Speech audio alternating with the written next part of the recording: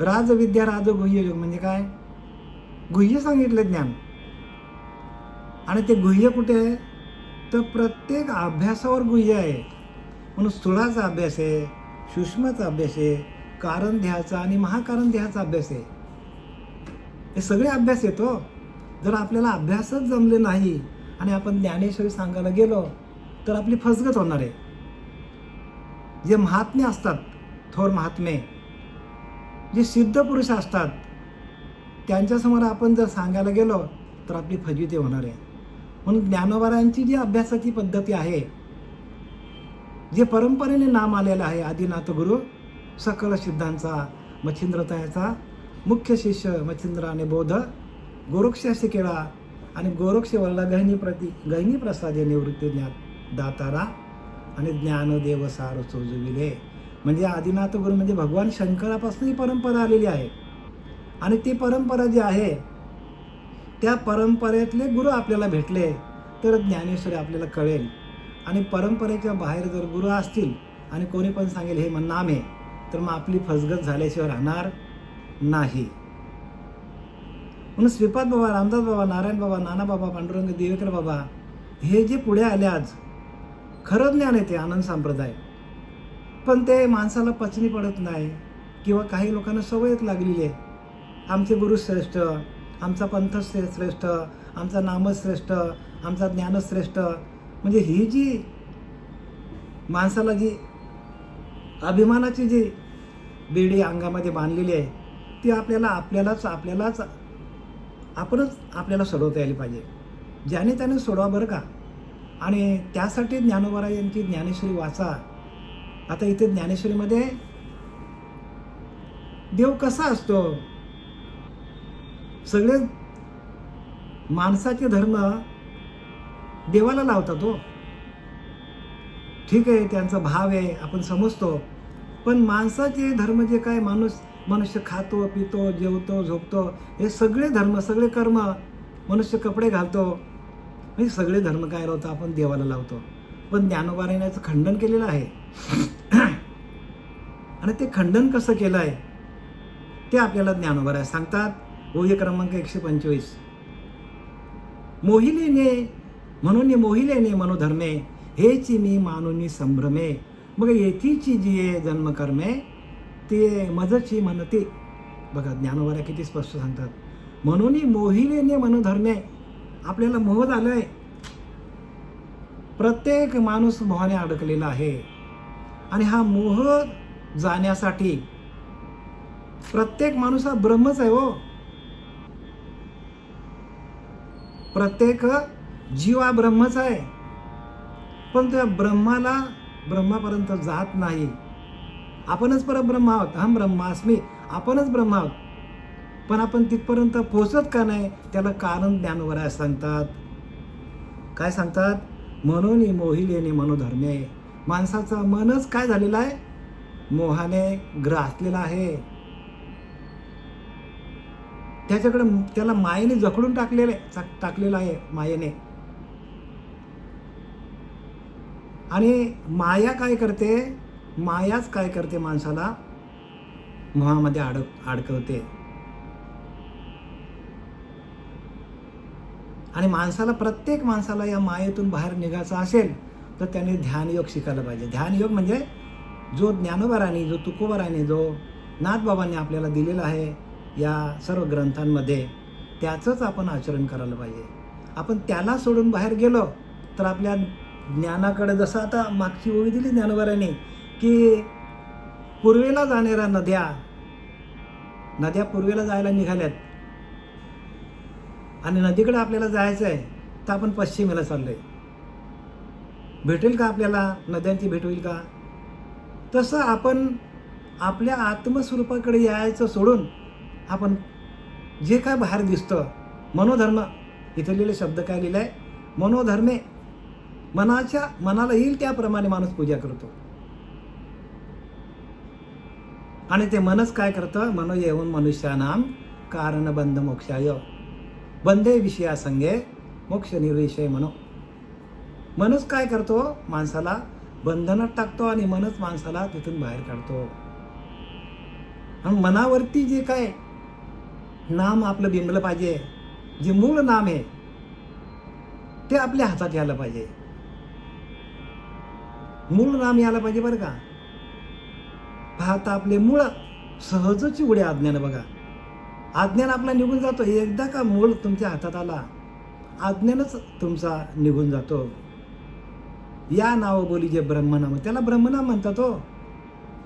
म्हणून मी काल तुम्हाला ओळी सांगितली, ब्रह्मनाम श्रद्धा सांडुनिकीचे धंदा. सगळ्यांनी धंदा खोलल्या हो, सगळ्यांनी धंदा खोललाय परमार्थाचा. ब्रह्मनामाला टाकलंय, ब्रह्मनाम प्रगटच झाला नाही. म्हणून अनुमानाचे ने पैसे की कळले की ऐसे, अनुमानाचे ने पैसे कळले की रायसे. काय मृगाचे ने वळांचे काय भूमिती मे. ज्ञानोबा सांगतात बघा, मृगजळाच्या पाण्याने भूमी काय, भूमी ओळी होईल का. ओळी मृगजळाच्या पाण्याने दिसतो आपल्याला मृगजल, पण त्याच्याने भूमी जर ओली झाली नाही, आपल्याला पीक पण मिळणार नाही, प्यायला पाणी पण मिळणार नाही. तशी भक्ती सांगतात. भक्ती तशी झाली आहे, शुष्क झाली भक्ती. आणि प्रत्येकाला असं वाटतं मी भक्ती करतो. या ज्ञानोबारांचे बोलत बरं का, आमचे नाही. नाही तर तुम्ही म्हणणार बाबुल महाराज, अजिबात नाही. ज्ञानोबाराने लिहिले ज्ञानेश्वरीमध्ये का मृगजलाचे ने ओलांशे काय भूमिती मे. दिसतो आपला मृग, तशी भक्ती काय आहे, मृगजलासारखी भक्ती आपली चाललेली आहे. अनुमानाचे ने पैसे कळले की ऐसे. अनुमान काढतो, देव असा आहे, देव तसा आहे, देव जेवतो, देव खातो, देव पितो, देव नवसाला पावतो. काय बाबा हे काय खूळ लागले माणसानं, काही कळत नाही. लोकांना खूळ लागले, देव नवसाला पावतो. असं असतं तर जगामध्ये भक्ती मार्ग जो आहे संतांनी लिहून ठेवला आहे. एवढं कशाला खटाटोप केली असती संतांनी ग्रंथ लिहायला. एवढं भाराभर पानं आहेत त्यांच्यावरती, त्या प्रत्येक ग्रंथामध्ये केवढी पानं आहेत. आणि त्या प्रत्येक पानावरती ओव्या आहेत. त्या ओव्यांमध्ये तो अर्थ भरलेला आहे. अर्थ लोपली पुराणे आणि नाश केला शब्दज्ञाने. विषय लोभे लंपट मने साधने बुडविले. साधन कोणी करतच नाही, ध्यानाला कोणी बसतच नाही. देव कसा कळेल आपल्याला. सरळ लिहिले की नाही, देह देवाचे मंदिर. देह काय आहे, देहच आपला देवाचं मंदिर आहे. आणि त्याच्यामध्ये आपण देवाला शोधत नाही हो. आणि देवाला आपण सगळे जग भटकत सुटले आपण माणूस. आणि सगळ्या पंथांनी हेच करून ठेवले, सगळा घोटाळा करून ठेवले परमार्थाचा. आपण किती वर्षापासून हे अभंग गातो, देह देवाचे मंदिर, आत आत्मा परमेश्वर, आत आत्मा परमेश्वर, देह देवाचे मंदिर. एवढा स्पष्ट लिहिलं आहे. तरी आपण म्हणून शेवटीला तुकोबाराय काय सांगतात त्या अभंगामध्ये, तुका म्हणे मूढ जना देही देव कार्य पाहणं आहे. अरे वेड्या लोकांनो, देहातला देव तुम्ही का बघत नाही. आणि देहातला देव बघायचा असेल तर आपल्याकडे साधना पाहिजे हो, ध्यान पाहिजे, ब्रह्ममुहूर्त. आणि तो ओरिजिनल आपल्याकडे नाम पाहिजे. कुठला पण मंत्र 20 अक्षराचा 25 अक्षराचा. एक माणूस तो माझ्याकडे आला, म्हणतो माझ्याकडे 42 अक्षरांचा नाम आहे. म्हटलं बापरे, हा काय 42 अक्षरांची काय, 42 पिढ्यांचा उद्धार करायला आलाय की काय. 42 अक्षरांचं नाम कधी प्रगट होईल. आणि म्हणून नाम घ्या, नाम घेता राहू नका, पुढे जामीने तुका. असं का सांगितलं तुकोबाराने. नामापरते तत्व नाही रे अन्यथा, वाया अनेक पंथा. म्हणजे आपण तर स्वतः फुकट जाणार, पण लोकांना पण फुकट घालवणार आपण. ओरिजिनल नाम घ्या. आणि ते ओरिजिनल नाम तुमच्या हातात आलं, मारे आला आता मग काय भय चिंता. म्हणून मोहिले नेस मनोधर्मे. मग काय झालंय, मनाचा धर्म मायेने मोहून टाकलाय. हेची मी मानुनी संभ्रमे. आणि आपल्याला काय केलं, प्रत्येक माणसाला संभ्रमात टाकलंय हो. कोणी टाकलाय, मनाने टाकलाय. आणि ते मनच रामरूप व्हायला पाहिजे. आणि ते मन रामरूप व्हायचं असेल तर आपण ध्यान करायला पाहिजे. आपल्याकडे विवेक पाहिजे, वैराग्य पाहिजे, ज्ञान पाहिजे, साधना पाहिजे. मग येतीची जी जन्मकर्मे ती आहे मजची म्हणती. आणि इथं जे काय जन्माला येणं, देव जन्माला येतो, देव कर्म करतो, हे सगळं माणसाचं धर्म मला लावलं आहे. मी काय मनुष्य आहे का? सगळी लोक मला मनुष्यासारखी समजतात, पण मी काय मनुष्य आहे का? नाही ना. भगवंताची व्याख्या काय? देव निर्गुण आहे, निराकार आहे, निसंग आहे, निर्लेप आहे, निरावयव आहे, त्याला अवयवच नाही, निसंग आहे, कशाचाच संग नाही त्याला. जा ब्रह्मरंध्रात, मग कळेल तुम्हाला. ध्यान करा, मनोलय करा. तुमच्या मनाचा लय झाल्यानंतर परमात्मा कसा आहे बघा. तुमच्याच आतमध्ये तो आहे, पण तुम्हाला दिसत नाही, भासत नाही, जाणवत नाही. का जाणवत नाही? तो गुरुकृपा नाही. खरा गुरु, खरा गुरु पाहिजे. आणि गुरु जोपर्यंत, आणि गुरु आपल्याला जर वाकडा तिकडा मिळाला तर आपलं आयुष्य निघून जाईल, पण आपल्याला ते कळणार नाही.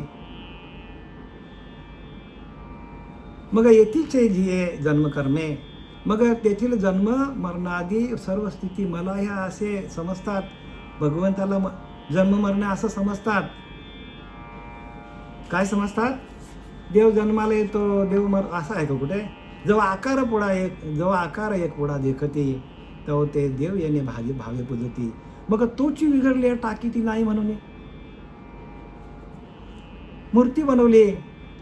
मूर्तीची पूजा आपण करत गेलो आणि मूर्ती भंगली, तुटली, तर आपण ते टाकून देतो. असा देव आहे का? देव टाकी जे असा आहे, देव पूजी जे असा आहे. अहो, देव तर आपल्या आतमध्ये आहे. आपल्या आतमध्ये परमात्मा रोम रमामध्ये भरलेला आहे. आत बाहेर, हात हरी, बाहेर हरी, हरीने मध्ये व्यापिले. आत पण तोच आहे, बाहेर पण तोच आहे. पण आतला कळण्यासाठी आपल्याला, जसं नाण्याला दोन बाजू आहेत की नाही, एक छापा एक काटा आहे, बरोबर आहे का नाही आहे? जर एकच नुसता छापा असेल तर नाणं चालते का? चालून दाखवा मला, चला. छापा आहे, काटा नाही, चालेल का? नुसता काटा आहे, छापा नाही, चालेल का नाणं? तसं जोपर्यंत अंतरंग आणि बाह्यरंग हे दोन रंग आपल्याकडे आहेत. प्रत्येक माणसाला अंतरंग आहे आणि बहिरंग पण आहे ना. मग अंतरंगातलं ज्ञान जोपर्यंत आपल्याला प्रगट होत नाही, बहिरंगातलं ज्ञान आपल्याला काहीच कामाला येणार नाही. काहीच कामाला येणार नाही बरं का. आपली फसगत होणार आहे शेवटीला. म्हणून अंतरंगातलं ज्ञान पण घ्या. अंतरंगातलं ज्ञान घ्या. आणि अंतरंगातला ज्ञान आपल्याला, जो नाम आहे, तो आपला प्रगट करतो. माते येणे प्रकारे जाणती मनुष्य अशी आकार आहे बघा. मला असं जाणतात, मनुष्यासारखं मला पुजतात काय माझी. म्हणून ज्ञानाची ते अंधारे, ज्ञानाची ते अंधारे, तो त्यांचा ज्ञानच काय करतो? अज्ञानाला कारणीभूत आहे. त्यांचा अज्ञानच काय करतो? त्यांना अधोगतीला घेऊन जातो. आपलाच अज्ञान आहे हो. म्हणून श्रीपाद बाबासारखे, रामदास बाबासारखे, पांडुरंग दिवेकर बाबासारखे जे संत आले आनंद संप्रदायाचे, त्यांनी हा ज्ञान पूर्णपणे उघड केलेला आहे. पण ते कळण्यासाठी अशा संतांना शरण जायला पाहिजे की जो गुरु आपल्याला आपल्याच अंतरीच्या अंतरात्म्याशी एकरूप करून त्याचं भजन करायला शिकवेल, तोच खरा गुरु आहे हो. जीव शिवायचा ऐक्य करून देणाराच गुरु खरा आहे. बाकी जे आहेत ते आता काय आपण बोलू शकत नाही, कारण भक्ती मार्गाला आणले त्यांनी. आज न उद्या त्यांना तो मार्ग हळूहळू मिळेल. कारण आपल्याला डायरेक्ट 12वीला बसता येत नाही. 4थी 5वी 6वी 7वी हळूहळू आपल्याला मानत जावे मुळाकडे.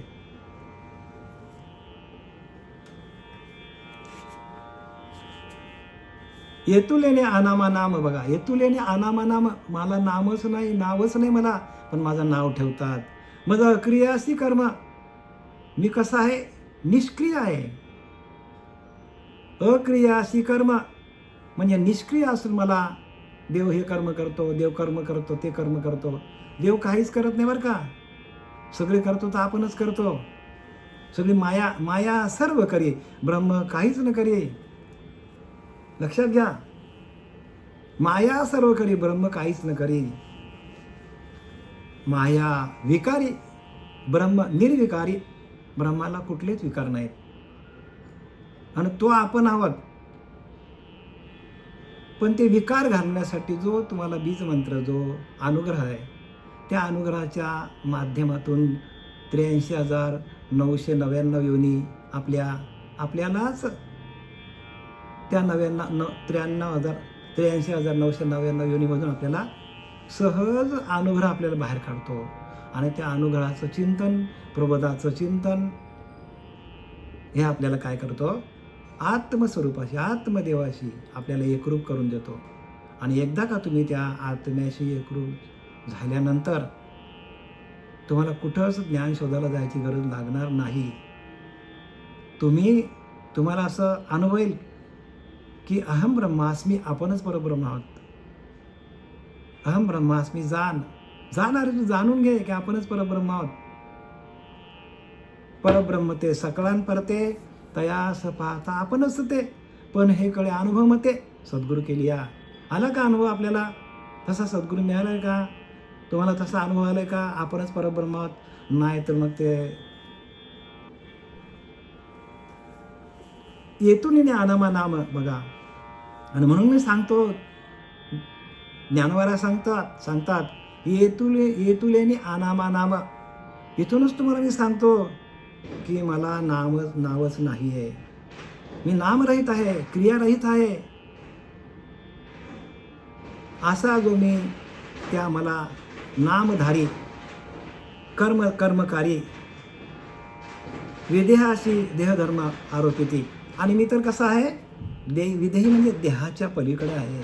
परमात्मा देहाच्या पलीकडे बरं का. जोपर्यंत आपण देहबुद्धीवर आहोत, जोपर्यंत मन आपला चालू आहे, मनोधर्म आपला चालू आहे, मनावरती आपल्या संकल्प विकल्प चालू आहेत, तोपर्यंत आपल्याला भगवंताची प्राप्ती नाही होणार. तसे संकल्पने काढले, जयाचे मनचे चैतन्य झाले, परंतु एक देशी परिते व्यापले. लोक तर तिन्ही लोकांमध्ये व्याप्त होऊन जातो माणूस. संकल्पने काढले, संकल्प विकल्प बाद व्हायला पाहिजे, मनातले विचार संपूर्ण निघून जायला पाहिजे ध्यानाला बसून. आणि ते नामाच्या साधनेतून सहज होतात, मंत्रांच्या सहाय्याने नाही बरं का. म्हणून मंत्र तंत्र उपदेशिते ऐसे गुरु घरोघरी आहेत आयते, परंतु शिष्यास सद्वस्तू मिळविते.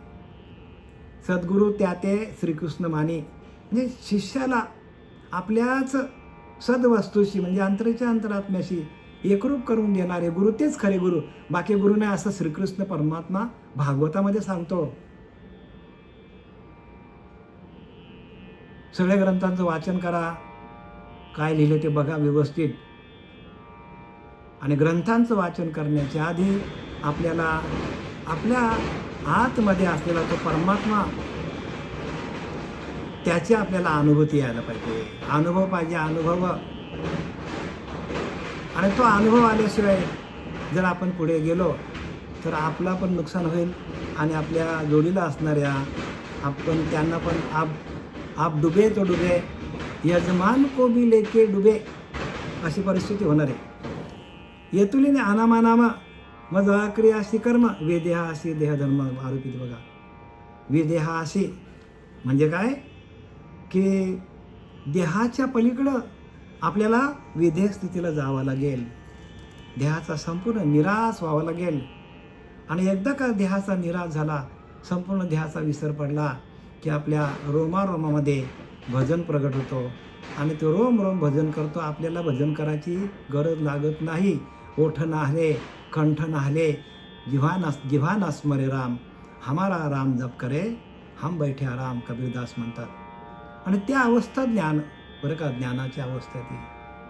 आणि त्या ज्ञानाच्या अवस्थेला गेल्यानंतर मग आपण आपल्याला जो काही दिलेला ज्ञान तो लोकांपर्यंत वाटण्याचं काम करायचं आपल्याला.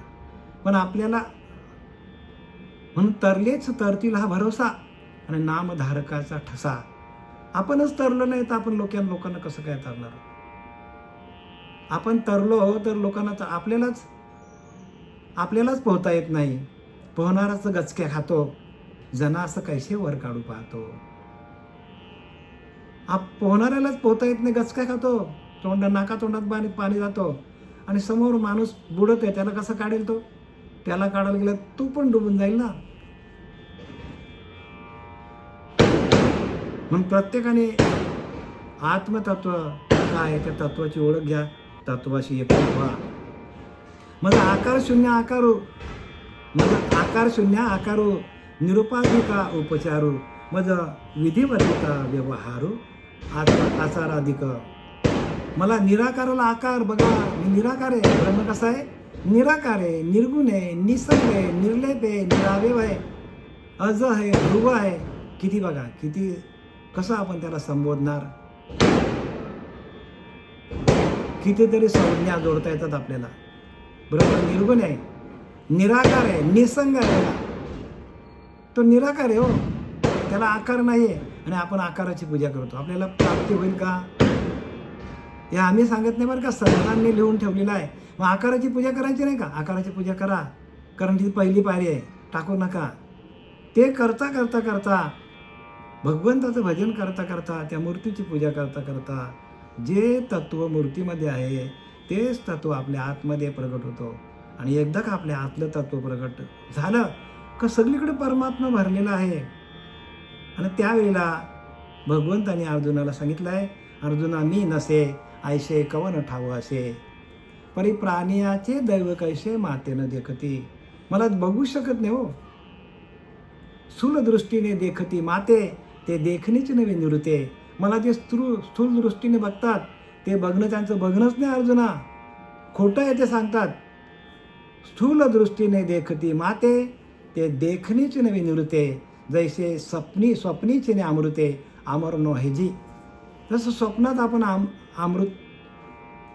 अमृत प्यालो, अमर हो का आपण? कारण स्वप्न आहे ते, जागा झाल्यावर स्वप्न आहे का? तसं हे जग सगळं स्वप्न आहे, जगच स्वप्न आहे सगळं. पण हे आपलं स्वप्न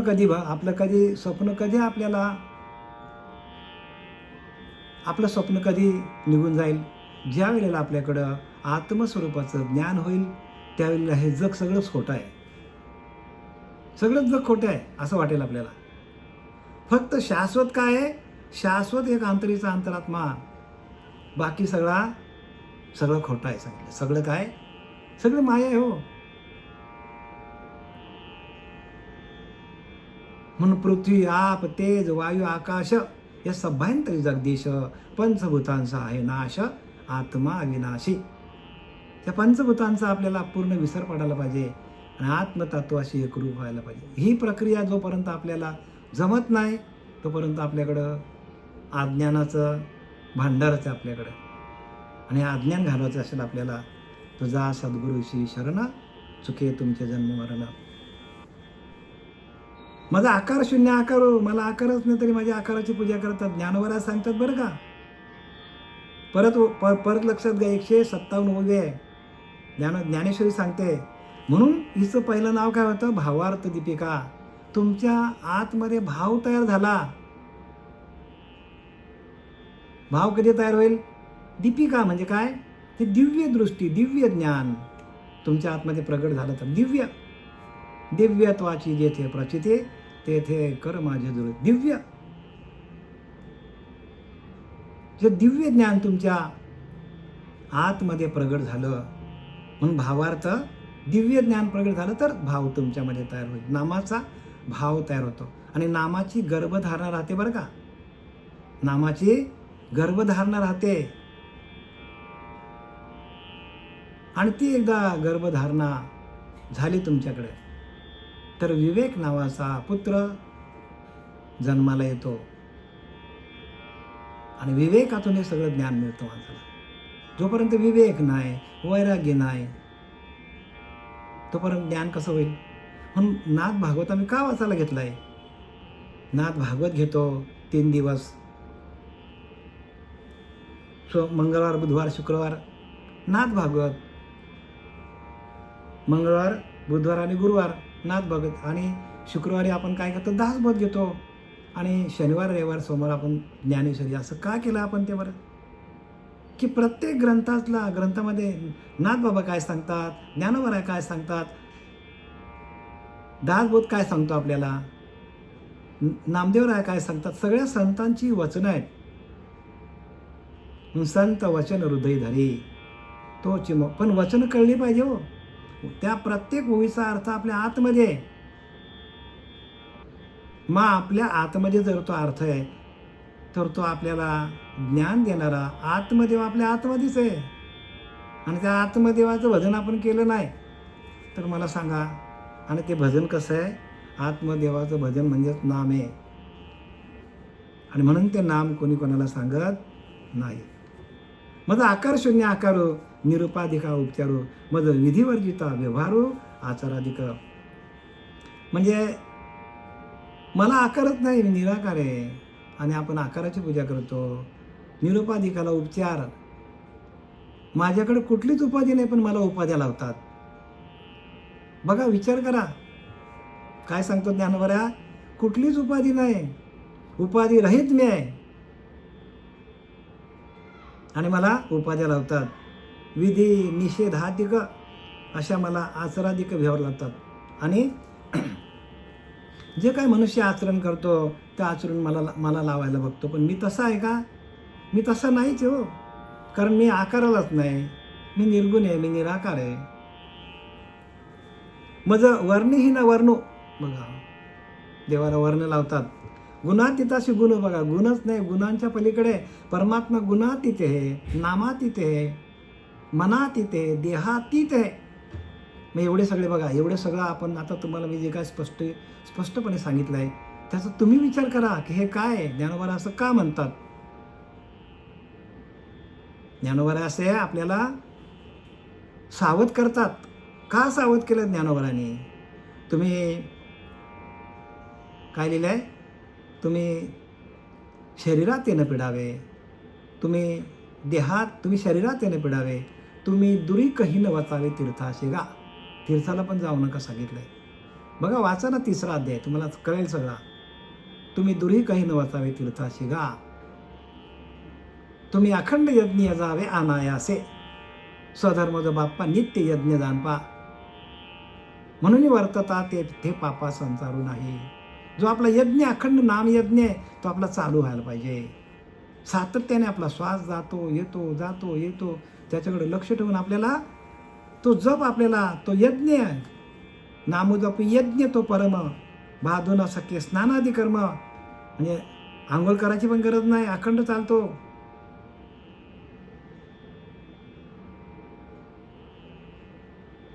नाम परब्रह्म वेदार्थे, ज्ञानोबा सांगतात नामच परब्रह्म.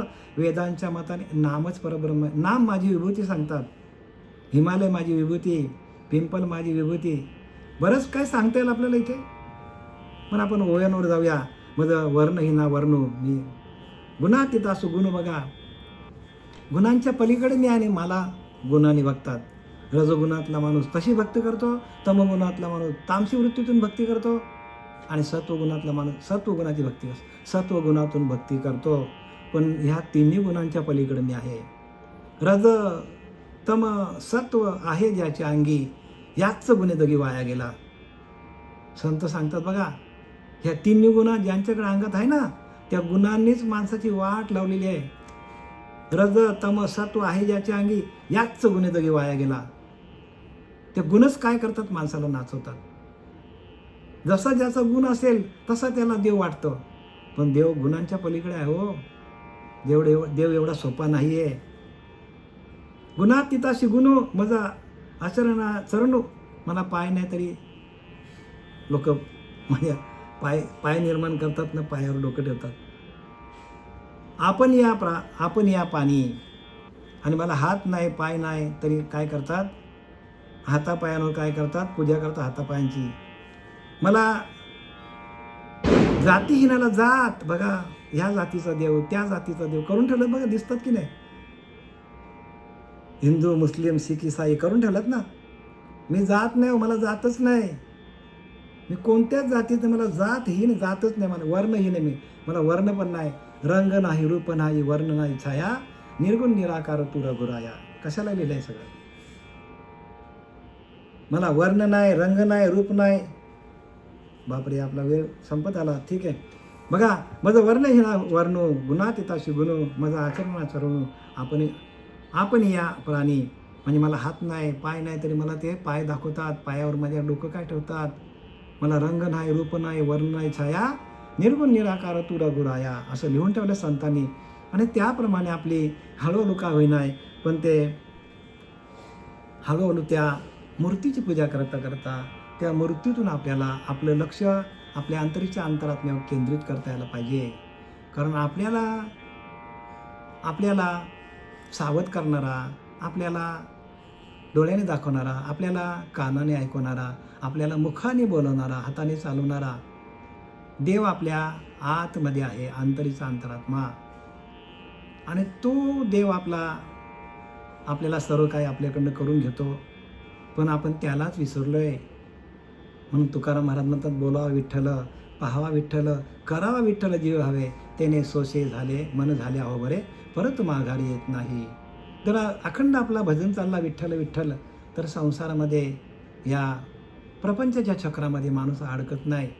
तुका म्हणे देह भरिला विठ्ठले, काम क्रोध घर केले रीते.